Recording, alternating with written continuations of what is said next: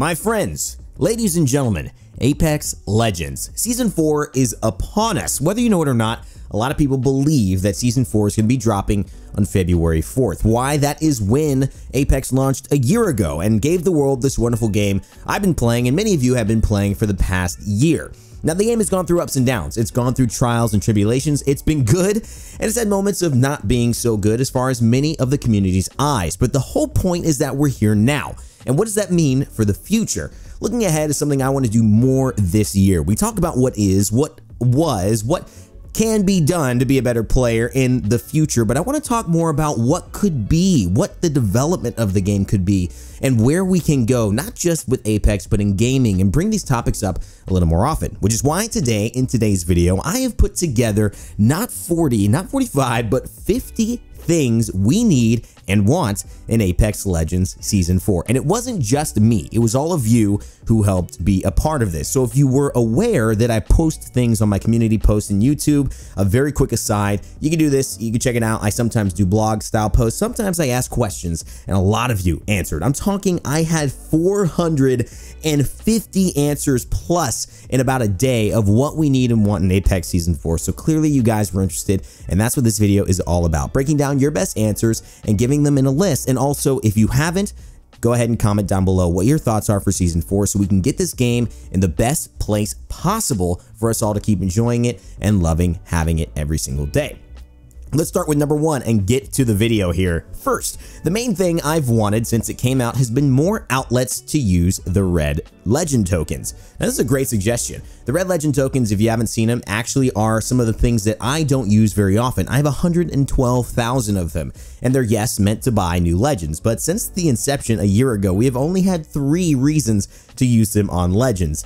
Obviously, it's Octane, obviously, it's Kryptos, and Watson. So having a better use for that is true. However, that's not the only use. You can use them to buy these exclusive things in the store. But the problem is those uses are gated by buying things with actual money, with actual coins that are basically $12 each, even on a discount, 12 to 18 bucks. So better use for those exclusive legend tokens? Absolutely. Hey, maybe they just have to put out more legends. Number 2, also, for Season 4, I want more Raynday videos. This is by Stephen Burdett, who said that.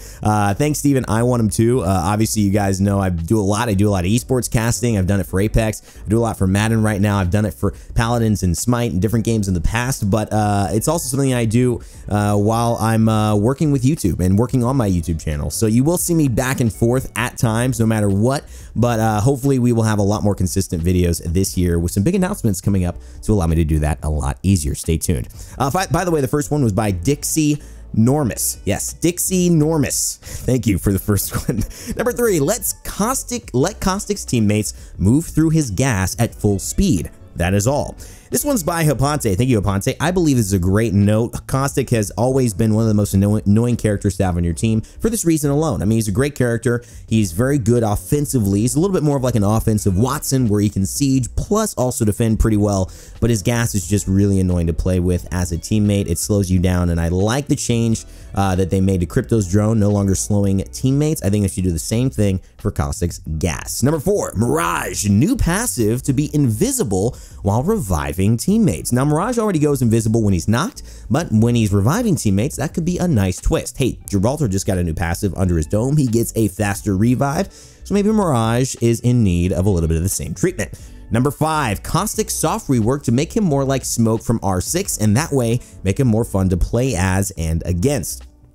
Now, I have casted a little bit of R6 as far as the host role. I don't know much about it, but for those who are R6 fans, you probably know the relationship between Smoke and potentially Caustic. I think the overall goal is Caustic does need a few tweaks to be more viable, and I'd love to see him in professional play as well. I'd like to see him get those tweaks. Number 6, Octane buff to lose less health while using his tactic. This got brought up quite a bit in a lot of the responses you guys gave me, and I think 10 reasonably is a good number. However, I do think it could go down to maybe 9, maybe 8, maybe a little something to give Octane some love considering he's not played at high level. But again, he's a very aggressive, fun character, not really meant to be played at high level either. However, I don't mind this buff happening to him as well. Also, new game modes. Number 7, to be constantly reappearing to be played 1 per day. Kind of like they are now and kind of like on Fortnite. Number 3 through 7 were also by Matthias Brunelli Netty Silva. Thanks, Matt. Appreciate it. But also that last point, new modes every single day. That's a lot of stuff, guys. I don't know if you know what you're asking for, but for me, playing the Grand Soiree has been tough. Between the 2 days and then a new one coming, I'm lucky to play one of the modes before they disappear. And so I do think that it's good to have new modes, but I think it's just unreasonable to ask that of developers. I think the Grand Soiree is a great thing, but don't consider it something we should have in Season 4. I'm not really for that one, but I do like more limited time modes always. Bring them on, but just a little bit more in between. Number 8, more legends. This is a big one. Everybody wants more legends. There's some rumors of a new legend coming out, and this is a no-brainer. More legends in Season 4, and for the whole year, I'd like to have more than 3 legends this year. I'd love to have 6 legends this year. You could double it for me, and I think we'd still be in a good space with year 2, wanting to get people re-engaged in Apex and feeling like they've got a lot of variety and fun to their playstyle. Number 9, a new gun pool, new SMG and AR, so the game feels fresh. Now, this is a huge thing. I've always talked about new guns, helping a game like this to feel fresh, new weapons each season, and new other things that allow you to feel like you are experiencing a different game within the same game. Whether it's buffs or nerfs, I like the idea of a new gun pool as well. How many guns, though? I mean, what do you think? 1, 2, 3? Bit of a question. I think a new SMG and AR, that's a good start for me.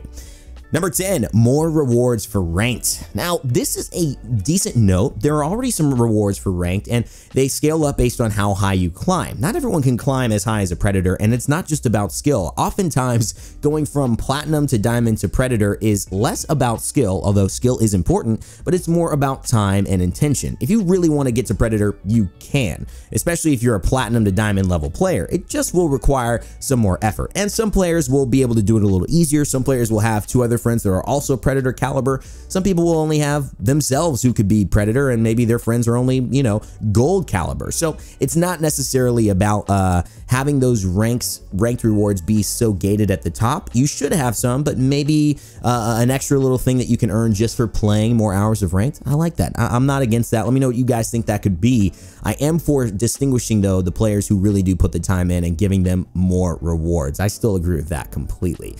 Number 11, more limited time modes. And he had some good ideas here. PvE or 25 versus 25. I think that's a great idea. 25 versus 25 is something that's kind of been hard to think about for Apex, but I think it could work really nicely. I even think of Kings Canyon and some of the areas where you could actually set this up in a very fun, frenetic, feeling like a deathmatch kind of mode. And it almost reminded me of Shadowfall, where every single moment, whether you live or die, you're still doing something. I think that works nicely with Apex, and we've even tried it with some hero shooters I was working on and playtesting in the past, such as Paladins, where we created this deathmatch mode, and it just added this feel to a traditionally slower paced game. It actually really works, so I like that a lot. PvE, it's not necessarily my thing, guys, but let me know if you're down for it as well. 12, crossplay, and thanks to Lonely for giving the last 8 through number 12 suggestions in his very highly upvoted comment on that community post. Crossplay is a big one. It's probably the most important thing to add in Season 4, and so I do hope that they get it. Crossplay not only enables better matchmaking, but it enables a tighter community, and it enables more clarity as to what's actually happening. When you have PC players and Xbox and PS4 players playing in different environments and then getting different experiences, it's hard to have a unified voice of what you actually want in the game. So crossplay is a huge thing that I hope they do add in Season 4. It's one of the things that, aside from mobile, I really hope does come. Number 13, 2 legends this season for the love of God. That's Pathogen142. Couldn't agree more. 2 legends this season would be great. I mean, we've always gotten 1 season, legend per season, but like I said, I'd like to see 6, so that would mean we're pretty much on par with having 1 to 2 legends at least one of the seasons. So maybe Season 4, the anniversary season, after a full year, is the season to do so, but it doesn't really feel like that's the case. But hopefully maybe down the line in Season 5, they do take that information and decide to release 2 legends. Number 14, Kings Canyon, or at least a rotation to allow you to play it every now and then. or at least a permanent version of Kings Canyon. Now, this one from Lucas Raymond, I really do appreciate you talking about this one as well. You mentioned it later in a singular post. This is something people really wanted to get back in Season 4. An ability to play Kings Canyon without having to wait for a special limited time mode. This is, I think, a time where people look nostalgic. It's kind of like their childhood, you know, growing up at that house that you lived in with your parents and the white picket fence. Have you ever had that kind of childhood? I didn't really, but I do have that first house where you just feel like it's a special thing for some reason. Kings Canyon has got that same vibe for Apex Legends players. World's Edge really feels like a totally new world, and I think people are just itching to go back. So I would like to see that maybe available in a more consistent way. As a permanent map, rough, because you do split the population of players. So I don't know if that's what I want, but I do think that it would be great to see it more often, and maybe, hey, a permanent move back for a season or two, and then maybe there's a new map that comes out after that. It took them 20 months to work on World's Edge, so imagine when World's Edge came out, 20 more months of them working on it before a new map's available. I'd like to go back and forth between them and maybe spend a couple of seasons on Kings Canyon. Nice idea.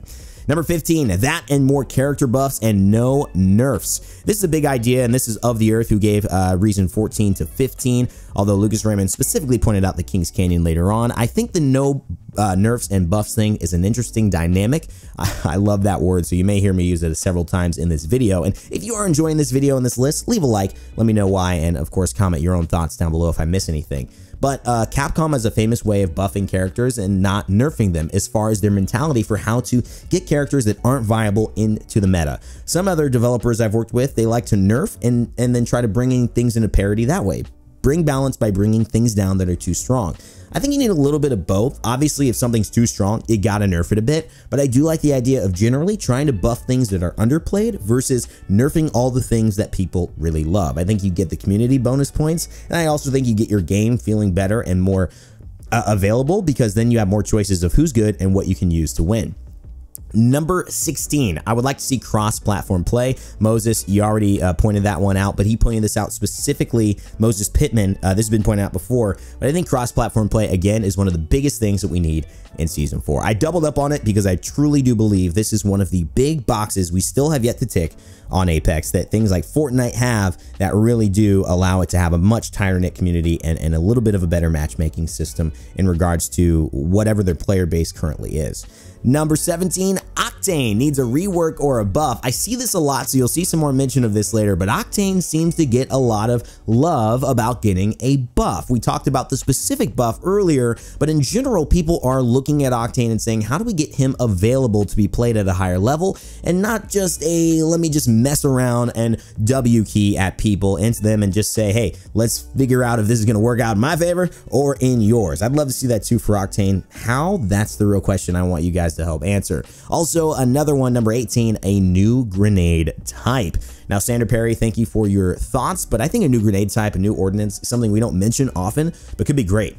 Arc stars, thermites, grenades, they bring a totally different dynamic to each of those types of things that you're using, and so maybe adding another one would spice play up. I have no ideas for this. You know, maybe, you know, it's a bouncy grenade. I don't know. Maybe it's a mini, you know, like a Octane jump pad where you could throw it at your feet and you could just move around the map quicker. I like that idea. Maybe you guys will think of something a little bit better. I don't know. 19, the real big one by El Chancho here. I think tweaking or removing SBMM is the biggest need. I totally hear what you're saying about SBMM, my man. A lot of people have felt very worried about SBMM. It has made people feel very, I think, isolated in their own play. But let me just give you a bigger thought around this. Yes, SBMM, which is skill-based matchmaking, allows players who are of a higher skill to play other players of a higher skill. It basically separates the top dogs from the people who are still learning the game and allows people to have a better experience at lower levels. It's really not for higher level players, but it could be. And let me just give you a different way to look at it. For those who get challenged, there's two ways to go about it. You can challenge and run away, or you can step up to the challenge and see what it's teaching you and try to try to own it. Try to get above it and through it. And that's one way SBMM is actually kind of nice. I've started realizing I'm in these better lobbies than maybe I'd want to be. It's not as easy to get content, but then I'm saying, hey man, I mean, somebody's winning these lobbies. It should be me. It could be me. Let me work to get it. Won't happen now. It may not be as easy as it was, but I think that's something that we do need to see a little bit of a tweak on, maybe in our own mentality here, but also hopefully making it not as harsh for those players who do put in the most time and have the most vocal representation for your community, such as pros and content creators and people like that. All right, number 20. This guy had a little bit of a different opinion, and I wanted to bring this up. He said, wow, about 60% of the things people want here are stupid, OP, broken. Buff the most used characters. Yeah, great idea. This is an interesting thing that I wanted to bring up for number 20, just because it can show how people are not necessarily interested in the same things and how we see the world a different way. You can hold up a beach ball that's black and that's white, and if someone's on the right side of it and they're only looking at the white side, they say that's a white beach ball. On the other side, they may say that's a black beach ball. And if you're above it all, you may see both sides, but we don't often have that altitude to give a very good observation of what's actually going on. Some people think, why are you buffing them? Some people say, how could they not be buffed? And so it's all good to know that when we're looking through these lists, that yes, everyone has a different opinion and it's okay. And we're just trying to find the best, I think, common ground for everybody here.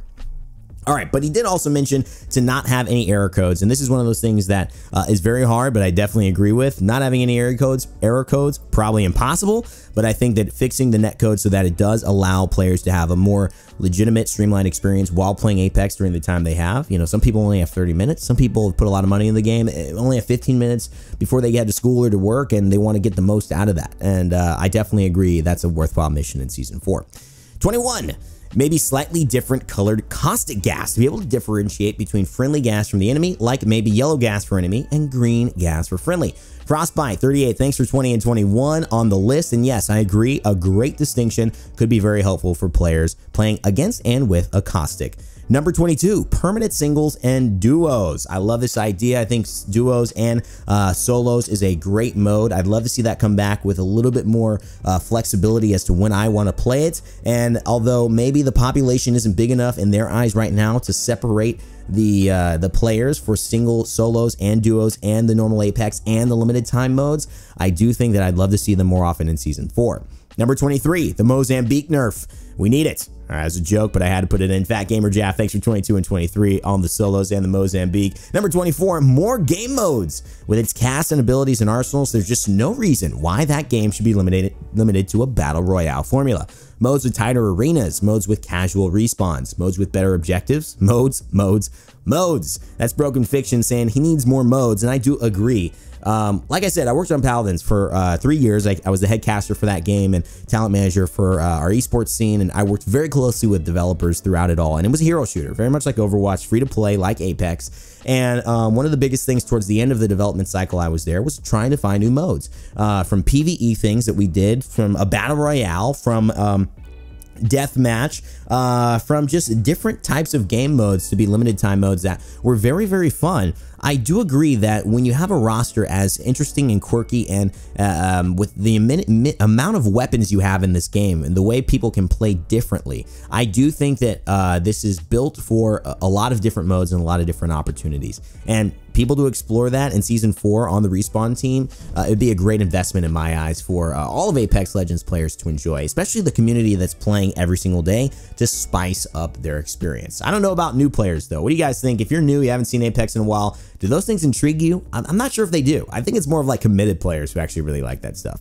Anyways, 25, Pathfinder should be able to grapple his teammates up to high positions. Oh, this is interesting. Pull them up without having to use his ult. And because he's a medic, he should be able to grapple down teammates to safety. All right, well, he's not a medic per se, but I do hear you, Ian Amnesty, when you're talking about what Pathfinder should be able to do. A lot of people want Pathfinder nerfed, but you're thinking of a really cool way to make his grapple even more effective. I like this change because it's not just about making it better no matter what. It's still a cost that you do have to pay of the cooldown of the grapple, which, as we saw in Season 3, actually got extended essentially, and it slowed it down a little bit.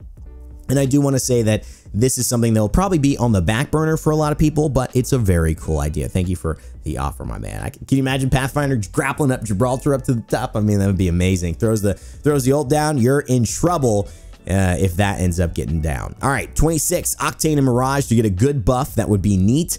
This is Passive Gamer mentioning what a lot of people have mentioned, but adding Mirage to it. Octane, yes, we want the buff, but Mirage, he needs some love too. Let me know what you guys think. I did a video maybe in December, and I said I've been disrespecting Mirage I totally agree. Not only is he actually good, not only does he have a lot to deliver to a team, but I do believe that he does need a buff, and I don't know exactly how it could be. I like the revive. I like making some of those smaller things a little bit better, but maybe there's something bigger to really give him some serious, clout in the competitive community and the high level play. Number 27, be able to enter the void as Wraith while healing. This is an interesting one considering Wraith just got nerfed in terms of the speed from her into the void, and obviously her Q, or I think that's both her Q and of course her ultimate.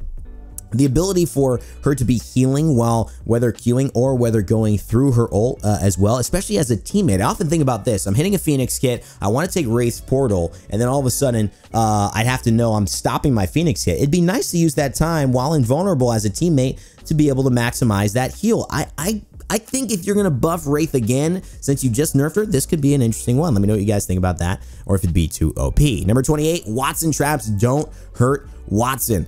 I like the idea, not very realistic considering an electric fence is going to hurt you no matter what, unless you're wearing some really funky outfit. And Wattson, she's just kind of wearing pants and, I don't know, maybe they make it up, but they seem like they're going for more realism on that one. I just don't see that ending up being something they implement, but I do like that idea. I mean, think about it.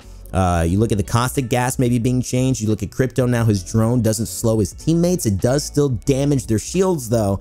And so that's why I don't think it's going to be able to follow that rule unless they make Krypto's drone literally not hurt his teammates at all, and himself at all. Then you're playing by some interesting rules. I don't know. What do you guys think? 29, give Wattson throwing distance bonus that all the other tanks have. I think he's in regards to the Caustic ult and the Gibraltar ults and shields now that have been given those buffs over successive seasons to be thrown a little bit farther. I think that is a good idea. I wouldn't mind Wattson being able to place a pylon a little bit farther, although it doesn't really work with the animation or anything that she's doing, but maybe some distance in deploying some of her fences. All right, also give Wattson a second pylon. This would be giving it back. They took it away in, I believe, Season 2 into Season 3, and it was right before Poland, allowing Wattson to, unfortunately, really only have one ultimate available at a time, and this just gave her a little bit less wiggle room to be the dominant force she was in that Season 2 when she was just absolutely unstoppable. Also, number 31, increase the bounce distance just a hair on Octane's jump pads. Another small nerf for Octane, but could be valuable.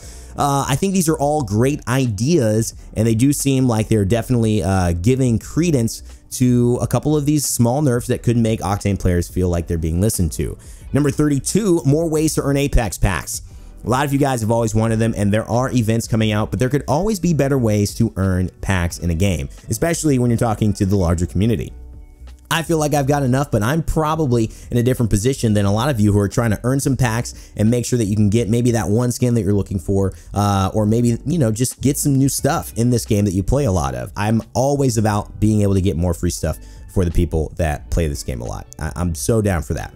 Number 33, increased hearing and surrounding noise while Beast of the Hunt is active. This is a Bloodhound buff, and one of the first times we've heard Bloodhound getting mentioned for a buff. Do you guys think Bloodhound is actually getting, put in the back seat here, or does Bloodhound need more buffs, considering there were some quality of life changes that have happened to him pretty much every single patch or every other patch in Season 3? Very curious to hear that. And sorry, I said him, they, I know the correct pronoun, not just a slip of the tongue, so don't worry about that one. But yeah, Bloodhound, I hope they get the buff that they need. However, 34, this is about being able to send out 2 decoys instead of just 1 decoy with Mirage's tactical ability.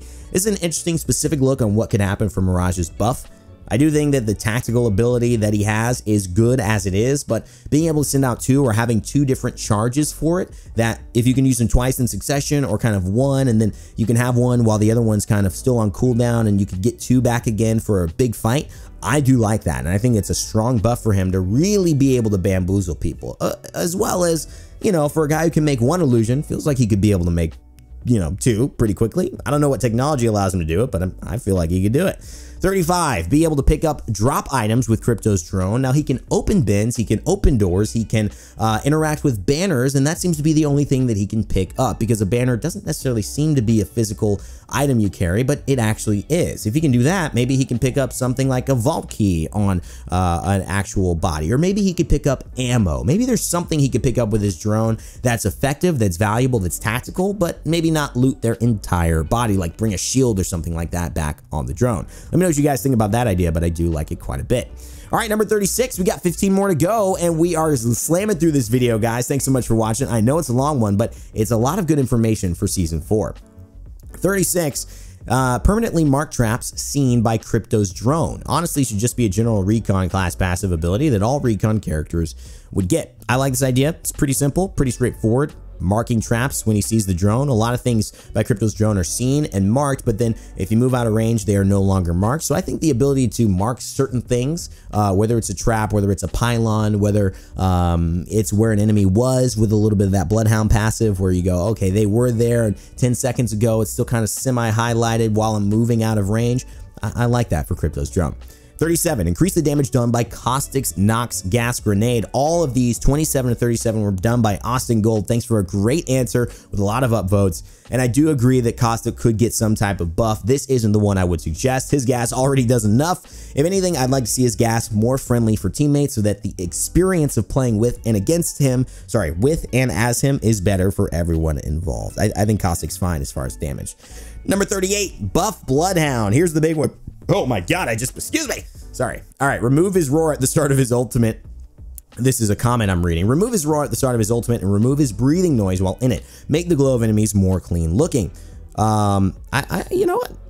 Okay, all right, quality of life. I don't mind this Bloodhound again. I hope they get the buff that they need. But clearly there are some Bloodhound fans who say Bloodhound needs a little something special in Season 4. I think we're seeing a theme. Octane, Mirage, Bloodhound, they need a little something, huh? All right, so let's do that. I think that is a good direction for the design side and the team to think about as far as Season 4 changes. Number 39, new legend good enough for pro scrims. Now this is a big one because having a good enough for pro scrims just depends on what the meta is, and it's very hard to make a legend that is perfectly good for scrims. Even if you have the right idea and you build that legend for scrims, it is a very hard task. I've seen it done in Paladins in the second year of creation. We released 17 new champions that year. I believe it is actually 15, but the goal was 17. But can you imagine that?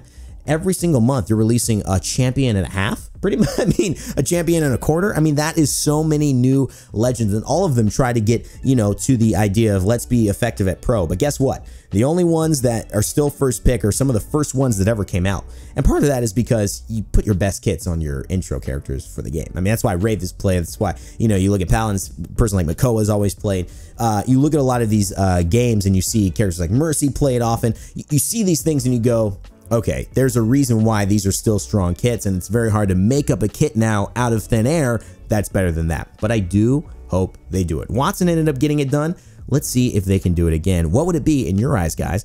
Down in the comment section below. All right, 40, and to the last 10 here. It's a big one.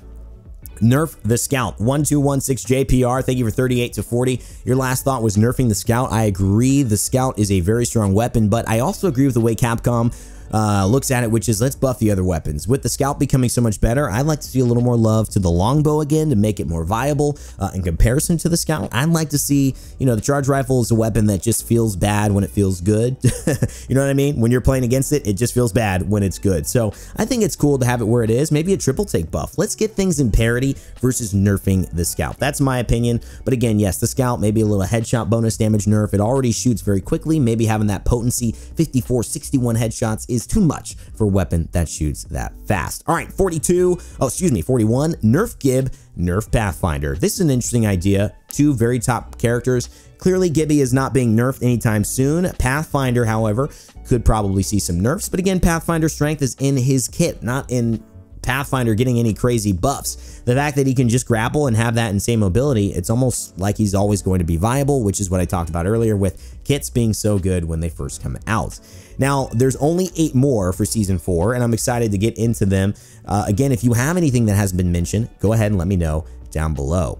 42. Let's make finishers worth less than 1,200 credits. That's a seriously ridiculous price for finishers. And Bimlau Yomashitobi says this one. Thanks a lot, Bimlau. And also, if anyone has any thoughts like this around credits or things that should be better as far as credits or disparity between what this is and what that is and what it costs, let me know down below. I'm always down for finding parity in those things. 1,200 credits, 12 bucks does seem like a lot for a finisher. I agree. Although they've made it worthwhile in Season 3 because finishers now do something for you. So I half agree with that one. 43, no more Wraith nerfs. Samyak Tapa, clearly a Wraith main, and I ain't mad at ya. Wraith has been getting a few nerfs, and they have been bringing her down. I think she'll still be valuable because of her base kit, though, so I don't think you have to worry. Wraith still is the only character who can just be completely invulnerable whenever she decides to do so. 44, new LMG for light ammo to rival the R99. Chasm DB, I like this idea. The R99 is clearly the go-to weapon in that light ammo category aside from the R301. It'd be nice to have something relatively fast firing and rapid as far as using a similar situation as the R99, but not the R99, just for, I think, variation. I honestly think so. It doesn't need to be in terms of what you need to play, but it seems like it'd be a lot of fun to have another weapon that can rival the R99. So I'm definitely down for that. I'd be very interested to see what that would look like in a heavy situation too, because it's not really the flatline, is it? I mean, it'd be interesting if you had a heavy weapon that kind of burst fired just like the R99. I don't know. Could be very, very dangerous. I'd like to play that one as well. 45, a lifeline buff with a very specific idea. I think with Lifeline's DOC, Drone of Compassion drone, to make it more useful after reviving, maybe the shield stays up for a few seconds after to give you a little more cover after reviving. Also, something I've been longing for Lifeline is a way to switch the drone between healing mode and being able to have the drone deploy its frontal shield so that you can use it in more situations. Maybe even make it so that it'll deploy its shield and heal at the same time. All right, that's probably OP. All right, iPrime1022, you got great ideas. That is OP, but it's a great concept, I think, as far as a rework or a buff if Lifeline ever seems to need it, which I don't think she necessarily does now. It's a great character design idea where you can switch between some healing and also some defense on something that is really very simple right now, which is her Drone of Compassion. When they nerf that, being able to heal inside the fog, I mean, it's very good in the situation that it's good, but it doesn't have a wide variety of uses. And it's you know, it's just kind of cookie cutter right now. So I do love that idea of spicing it up. And it's a nice trade-off being able to use it for shielding. Maybe it can be destroyed that way.